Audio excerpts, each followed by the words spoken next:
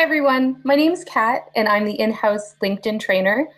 Today we're going to be going through some ways that you can market your business and yourself on LinkedIn, how to optimize your profile and your company page, and some features that you should be utilizing.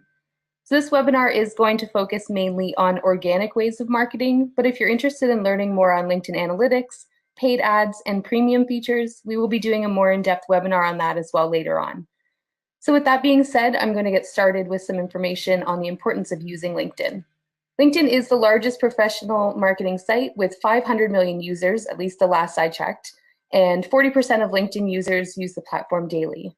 The site is growing in usership, and they've been adding many new features and improvement over the last couple years, and that has brought engagement up significantly and added some things that you can really benefit from for your company and for marketing yourself and your brand on LinkedIn. So I'm going to start off the webinar by talking about how you can optimize your LinkedIn company page. Starting with branding and brand recognition, there are two important visuals to be aware of in your LinkedIn company page, those being your logo and the banner image. You'll want to make sure that the branding across all of your social media channels is consistent as far as using the proper logo, messaging, and colors, and make sure that your logo is included in your profile image and that your branding colors and messaging is displayed within the banner image. You can also use your URL, or rather include your URL and central phone number in your banner image and include a call to action, a tagline, or a hashtag as well. In addition to your primary banner image, you can create a banner image to showcase an upcoming event or a product launch, or share your company culture with photos of your team and stuff that's happening around your office. And these can be switched up incrementally when you have these events coming up and when you want to showcase something new.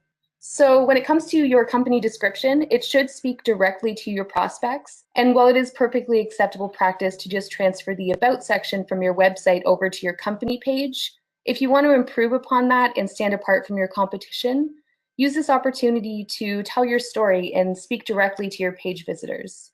You can include some pain points experienced by your ideal clients, address how you can mend them, and speak to your company's values and expertise in this section as well. So Google will also preview up to 156 characters of your page texts. So it's important to make sure that your description leads with some powerful keywords that best describe your business, your expertise, and your industry focus in this section. As far as the content on your company page updates are where a lot of people do tend to drop the ball. So just like with other social platforms, these need to be posted at least once, but ideally 2 to 3 times per week, with content that's going to draw people to your page. And this will help keep your page relevant. You can post directly to followers of your page, or you can even sponsor your content so that it's seen by people who are not yet following your page. And a great idea for content strategy on LinkedIn is to post something that will keep people coming back to your page, like a series of 5 to 10 tips or tools, maybe a series highlighting your team members or your clients, some weekly productivity hacks, countdowns to top 10s, or any other topics that you might find fit your brand. It's a great way to link things back to your website to try and increase your traffic. You can make a special event and post quarterly or on a seasonal basis. So posting a series will encourage people to come back to see your next post. And it's also going to allow them to scroll through the past posts and see more of your content that they may not have been aware of otherwise. So make sure that in all of your content on LinkedIn that you're being helpful and informative, and try not to be salesy. At least 80% of the content that you're posting should be informative, and no more than 20% should be selling. And that's not to say that you need to have 20% of posts on your LinkedIn company page selling a product or service. It just means that you really shouldn't go over that, because that'll tend to turn people off, and then they're not going to want to come back to your page to see future updates that you have on there. LinkedIn is supposed to be about sharing expertise and learning and advice, and really just having a lot of informative posts rather than people trying to sell you things. So that's a way that you can set yourself apart as well and encourage people to continue to come back to your company page to see future updates and to learn more about what they want to hear. So moving a little bit on to building your following on your LinkedIn company page, this is something that a lot of people do have difficulty with. And some of the ways that you can do this, firstly, you need to make sure that you're posting the relevant content on your page so that people are satisfied with it and they continue to return, and they'll actually want to follow your page to see your future update. You also want to do some cross promotion So you can start by sharing your LinkedIn company page on some of your other platforms where you may have a lot of followers, such as Facebook, Twitter, anywhere like that. You'll also want to add an icon to your email signature, to your website, and business cards so that people are aware that your page does exist. And you'll also want to share the page to your personal profiles as well so that your connections can come over and like the page and follow it and see your updates there too. Another great way is to send out an email blast to invite people directly to follow your page and to encourage your team of employees to regularly share and engage with the content that's on your page so that people in their circles can see it as well. You can also invite your own friends and family to the page and ask them to do the same as far as sharing out your content or inviting people that they think might be interested in seeing your content. If you want to invest in building your following, there's also the option to use sponsored content. But aside from that, there really is no quick and easy trick to getting organic followers to your page. You really just have to be consistent and invest a lot of time and resources into it. It's very important on your company page to engage with your community. Make sure that if somebody comments, you reply to them right away.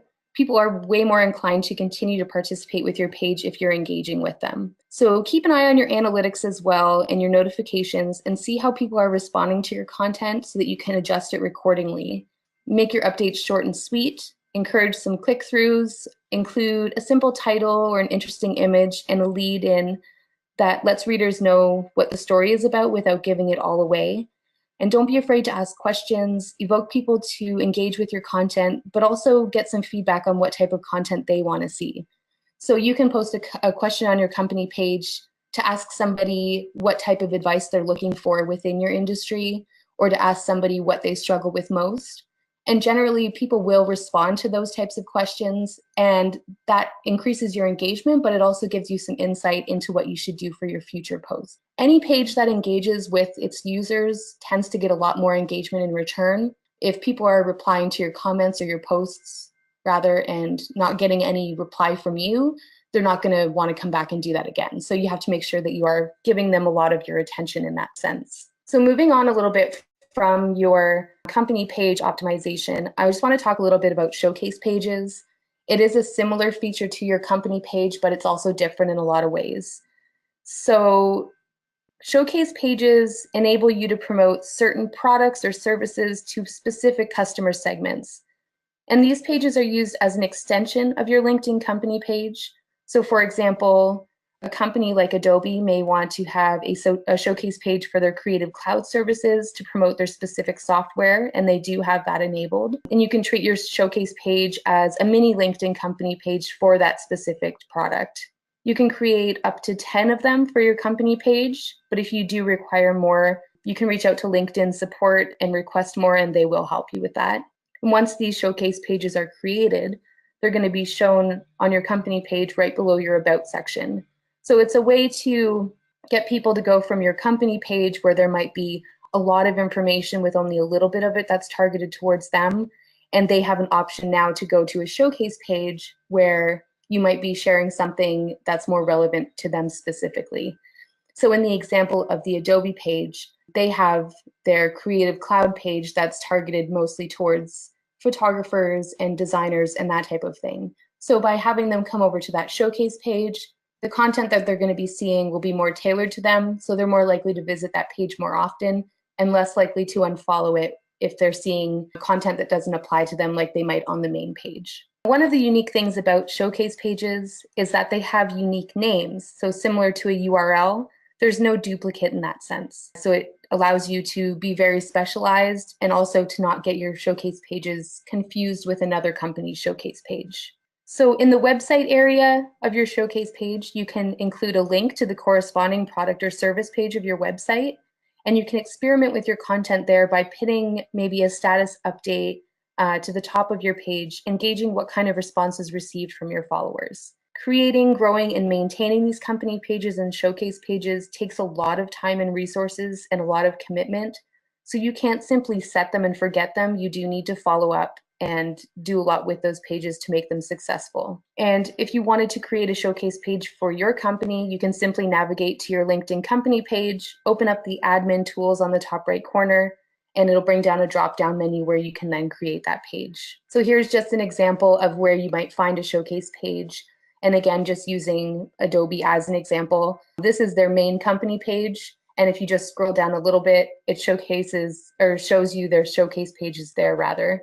So if you were to click on the Adobe Creative Cloud, it would bring you over here.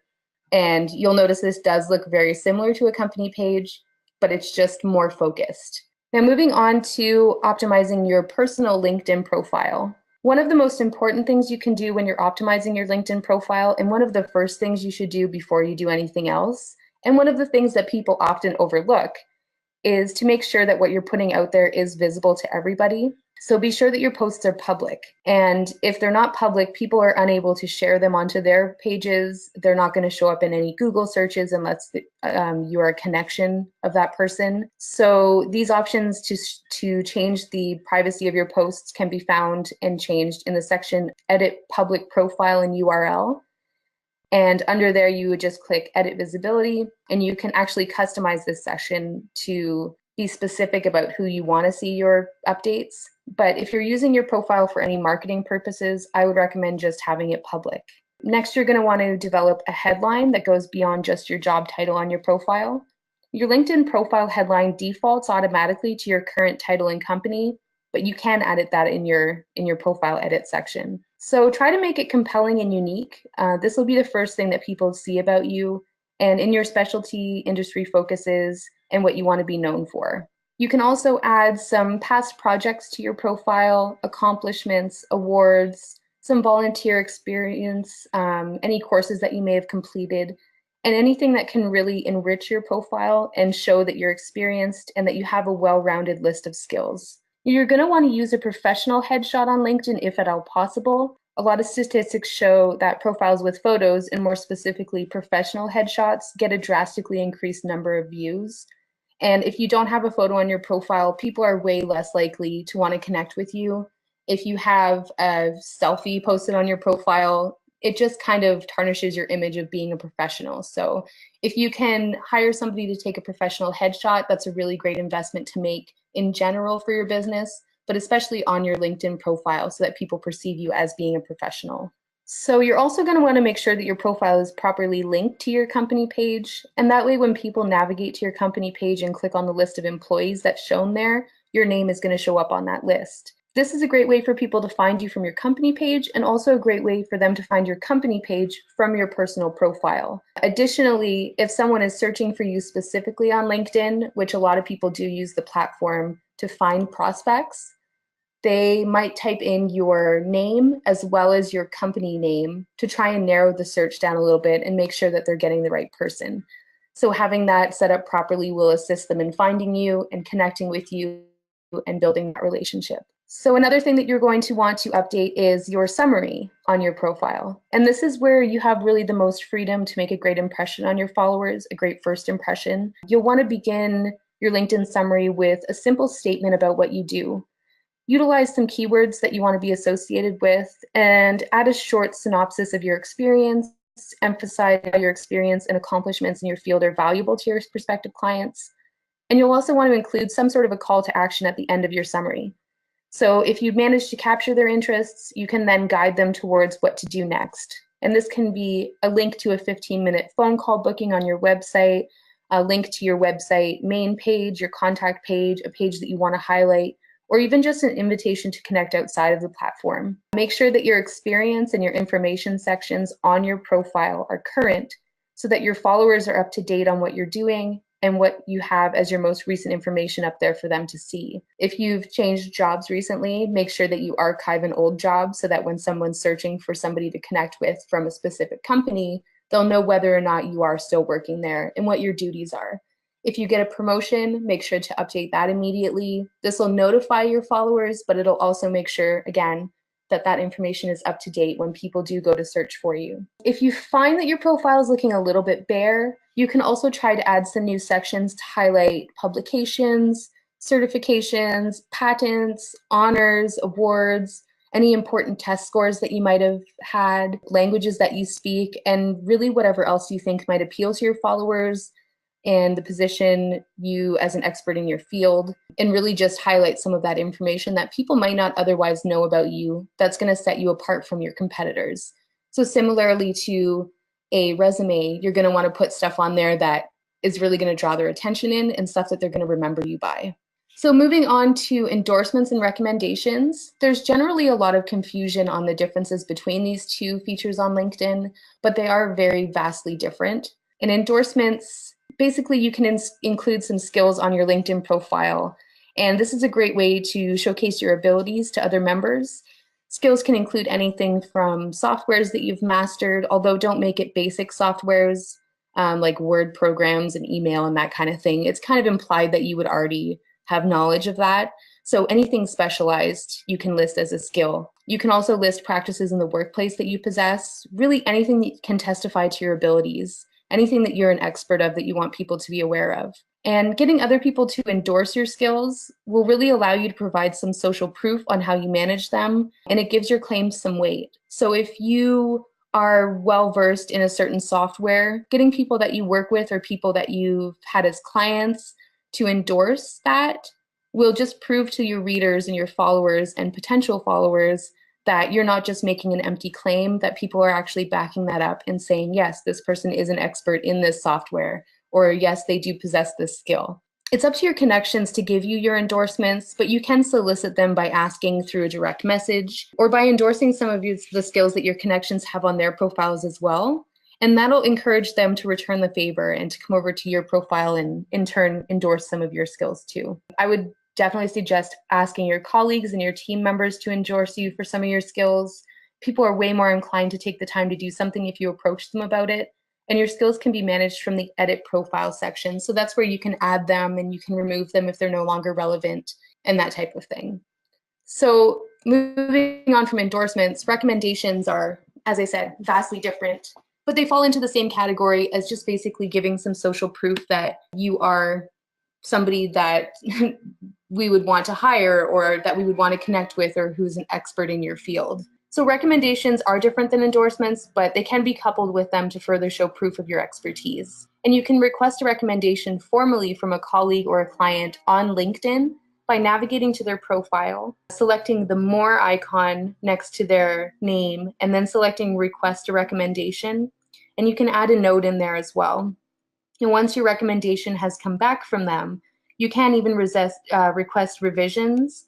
And you also, of course, always get the option to approve these recommendations before they're listed to your LinkedIn profile. So recently, LinkedIn has made some improvements on their mobile app. And having the ability really to access your LinkedIn profile remotely is a huge benefit. The faster you're responding to messages, the less opportunities you're going to miss from connections and potential prospects and potential connections. So LinkedIn does have a pretty great mobile app that allows you to do most of what you can do from the desktop site with just a few exceptions. And the major things that are missing from the LinkedIn mobile app are the analytics and the ability to use LinkedIn Publisher feature. Additionally, some features available in LinkedIn require downloading additional apps to use. So for example, LinkedIn Groups, Sales Navigator, LinkedIn Learning, and the Recruiter feature, these all have their own separate apps to download. So if you are going to download all of the apps, just a recommendation to make a folder on your phone and store them all there, at least until they're able to come up with one app that provides you access to everything in place of these. So one thing, however, that you do have exclusive access to from the app that you're not able to access from your desktop is the ability to upload videos directly to LinkedIn. And this is a fairly recent development that was rolled out, I believe, August of 2017, and one that not everybody knows about or is taking advantage of. So it's a really great time to start using it to set your content apart. So just go to a little more detail on LinkedIn video. The benefits to using LinkedIn video, as opposed to just posting a link to YouTube or to your website where you have a video already uploaded, is that LinkedIn, just like most other social platforms, exclusively favors content that does not take you outside of LinkedIn. They want you to stay inside of the app or the platform so that they can make more money from advertisements, they can benefit from premium users and advertise for that service, and generally just keep you from leaving the site altogether. They really want you to, spend as much time as you can on there. And as a result, they do favor content that is native to LinkedIn, like LinkedIn publisher posts as opposed to blog posts, and photos uploaded directly to the site as opposed to photo links, and of course, native LinkedIn video rather than something that's stored on another platform. So it's no secret, obviously, that video content on social media platforms does get more engagement and is shared more often than other content. So I'll just go into a little bit of detail on how best to use LinkedIn video, especially for marketing and business purposes. So simply to access the feature, first of all, as I mentioned before, you do have to be using the mobile app, and it is pretty straightforward. So on the home page of the app in the top right corner, you'll see two icons, and one of them is a camera and the other is a video icon. And if you don't see both of these icons, you may just need to update your app. If you haven't updated it recently, you probably won't have this feature available, so just make sure that it is always up to date. And if you click on either of these icons and be sure that you've given the app access to your camera as well, a page will open up with the options to either take a new photo, take a video, or upload something that's already been recorded that would come from your camera roll or one of your albums. So when posting your videos, make sure that you're adding links to the description, tag people if you mention them, and use hashtags if it is relevant. So if you're attending an event and they have a specific hashtag that they use, do include that in your video, and that way other people at that event can find that video. And then, of course, if they've met you there, they'll want to connect with you as well. You can also include some talking points in the description to encourage people to watch. So just to let them know what the video is about. And again, without giving away too much, just sort of give them a little brief overview of it. Videos, of course, as well. 3 minutes is ideal for a video, just so that you're not losing attention from somebody, but it's also long enough that you have time to go through and make it valuable for them. So some uses of LinkedIn video.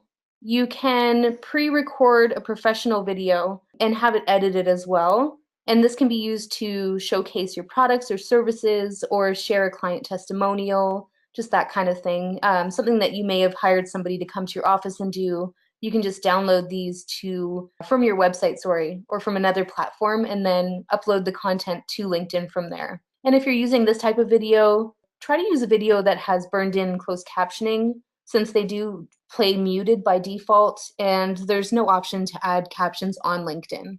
As far as a video for event coverage, a great use of this feature is to upload real-time event coverage to your LinkedIn profile. So if you're speaking at an event and you'd like to show your followers maybe a little snippet of that, or if you just want to let people know that you're attending, that you're there, maybe start a conversation with other contacts that may be at the same event, show people around with the video and upload it immediately. So you can tag other users when you post the video again, or add relevant hashtags that are specific to that event so that your content does show up when people search for these hashtags. If you want to use a video to share more about yourself, you can upload maybe a short biography, tell your story. People really love getting an inside look into you and your company, and video is a great way to tell that story. So you can even go around the office and introduce some of your team members. Make sure to tag them in your description when you upload the video so they're notified, and they have the option to then share it with their circles as well. Another use might be posting some productivity hacks, some tips, some question and answers, and content that, again, like we said before, would be reoccurring and valuable to your followers to keep them coming back for more and make them more inclined to click on your future videos. Another feature, of course, that you can use is posting some sort of an interview. So if you were to interview a client or maybe a staff member, share their experience with your company and give some social proof to your followers as well. There's really infinite ways to utilize video. So just keep in mind what your viewers may want to see. Always make sure that you're being professional, but don't be afraid to also be personable and share some content that showcases your company culture. You are allowed to have fun while you're maintaining a professional image. Just make sure that you have a plan for your video so it doesn't end up kind of going off the rails and losing focus on what you wanted to cover. Another use as well, is short form video. So this can be 15 seconds or less just to show a really quick hack or a product. So maybe if you're doing something every Tuesday where you share, I don't know, a technology tip or something to that effect, or a life hack, just posting that consistently and making it a very brief video will encourage people to click on it again. So moving on past the video section, LinkedIn groups. So you want to be sure to find and join active LinkedIn groups that match your location or your industry, and use them really as an opportunity to share valuable content and to network with other professionals. As far as content goes, try to make sure that you're not selling in these groups or you really won't see a lot of activity. And if you find a need that isn't already fulfilled by a LinkedIn group, you can even try creating a group yourself. Just know again, like we mentioned before about the company pages, that it is a lot of work to build membership, and this isn't the type of thing that you can really set and forget. So you're going to want to send out maybe an email blast inviting people to the group, invite all of your contacts that might find it useful, and really make sure that people are getting a lot of value out of what's posted there. That's really important because LinkedIn groups especially, people don't want to see people selling in there. It's mainly just to position yourself as an expert in your field, keep your name on people's minds, and build some really valuable relationships that you can then turn into maybe prospects or get some referrals from those people down the line. So I'm just briefly going to touch on analytics here. You really want to pay close attention to the data that you're gathering from LinkedIn and adjust your posting schedule and content accordingly. So if you're noticing that posts that you're putting out with certain types of images are getting a lot more feedback than other ones, or if something being posted at 9 a.m. is getting a much better response than something that's being posted at 5 p.m. And this does vary based on your industry, so there's no magic formula. But you want to adjust your posting schedule and your content for the future based off of those analytics. And I would definitely suggest checking in weekly and monthly to see how your posts are performing. There's a lot of different things that influence whether or not people are engaging with a post or whether or not they're seeing it. And that's data that you can gather over a longer period of time, even a few months, even a year maybe sometimes, just to find out what your audience really is responding to best. And also to make sure that the people that you're targeting are the right people that you want to target and they're in your market, people that might be interested in your services. If you're getting 100 people who are responding to a post, but none of them are people that you want to connect with, then you are going to want to adjust your content. Another way to test effectiveness, of course, is to pin certain posts to the top of your page. And that way, when they go to your page, it's the first thing they're going to see. So you could have a certain post pinned to the top of your page for a month and examine the analytics afterwards and see, okay, 300 people saw this post, but only one person engaged with it. So what can I change about that to make it better? Use the data from your analytics to establish a baseline target and then create some short-term and some long-term goals to work towards as far as getting engagement and getting people to share your post or getting them to contact you. So impressions, interactions, and engagement, those are three, I think, of the main aspects of your analytics. Impressions are the number of times each update is shown to LinkedIn members. So this is similar to the Facebook reach. This is just how many people have scrolled through their newsfeed or gone to your page and seen this post. It doesn't mean they've read it. It doesn't mean they've clicked on it. It just means that it has shown up somewhere in their feed. Your clicks are the number of people who click on your content, your company name, or your logo. This does not include interactions with your posts. Your interactions, however, are the number of times people have liked your post, how many comments have been left, and how many times it's been shared. And then your engagement is a percentage, and this percentage shows the number of interactions plus the number of clicks and followers acquired divided by the number of impressions. So this is basically a number that shows you the percentage of people who have engaged with your content in some way based on how many people it's been shown to. So some of the benefits of using LinkedIn analytics for your company. The key to engaging your LinkedIn audience is knowing as much as you can about them. In the LinkedIn Analytics tab, there is an option to see the age of your followers or the people who are engaging, their gender, their location, what mobile or desktop platform they're using to see your content, all that kind of stuff. And having that information will really help you not only to adjust the time you're posting, where you're posting to, all that type of thing, but also the content itself. So you can replicate your success by viewing analytics from specific posts to see how they stand up against other methods and adjust future posts, like I mentioned before. So check for some similarities in the content, the topics, and what call to action was used. And again, the example, if a certain type of image is really being viewed a lot and you're getting a lot of response from that, you're going to want to use that, an image that's similar to that in nature for future posts. If you have a call to action for people to click on your website and you find nobody's clicking on your website, you're going to want to adjust that call to action as well to get them more interested. Maybe by offering them a free download of an ebook or a discount if they come over to your website right away, or just evoking some emotion from them or letting them know that there's a special offer or something very valuable to them that they'll find by clicking on your website. A great thing about LinkedIn Analytics is that you can really visualize your data. They have a various amount of charts and graphs that allow you to see everything in more than just numbers. And to find out what your demographic is responding to, your content, and target them via LinkedIn ads, analytics are great to find out exactly who you're hitting now and who you're not hitting, more importantly, so that if you are doing a LinkedIn ad, you're going to know who you want to target with that ad. And here's just a quick view. This page obviously isn't set up yet, but this is just what you might find in a company page as far as your analytics go. So it's going to show you the likes that you've gained in the last 30 days, comments, shares, and follows, and that's sort of just an overview of everything that's happened on your page. And this is the part where you can choose what you want your graph to display. So with whether you want to see impressions, clicks, shares, followers, that social engagement percentage, you can see all of that here displayed in a graph. And obviously this is empty again, but this is going to show your most recent posts and how people have responded to them. And this section is very, very useful as far as targeting your future content. So under update name, it'll just show maybe the title of the post that you shared. It'll show the date that it was shared, how many followers you acquired while that post was up, impressions, clicks, engagement, all of those things that we talked about before. It's all going to show that stuff sort of in a more easy to navigate area. And you can sort those by which post performed the best or which one maybe needed some help and that type of thing as well.